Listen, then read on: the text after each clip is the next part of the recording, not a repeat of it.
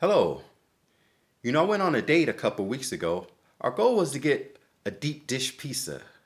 But when we got to the place, they said they were only doing takeout. So we ended up at an Italian restaurant. We debated between a medium and a large pizza and settled on the large, but then she decided she wanted to get the garlic bread. So we ordered the garlic bread. When it arrived, we saw that it was sourdough bread. Neither of us were big fans of sourdough. But when I touched it, it was hot. So that was a good sign. I bit into it and realized it was crispy on the outside and the center was soft. I said, okay, it's not bad. But as I bit into it, I realized this is some incredible garlic bread. This was amazing garlic bread. We ended up finishing the whole basket. And right at that point, here comes the waiter with our large pizza. And I thought, oh my goodness, I've filled up on the bread.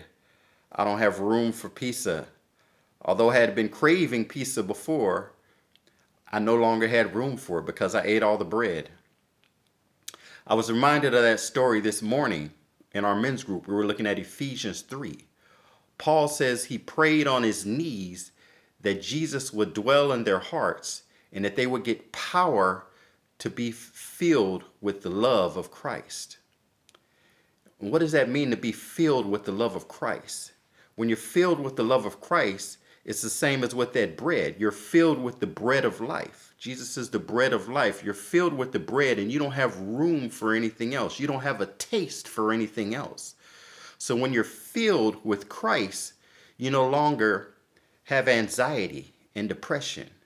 When you're filled with Christ, you no longer have room for those addictions.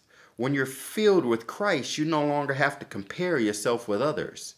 When you're filled with Christ, your self-worth doesn't go up and down depending on the opinions of others.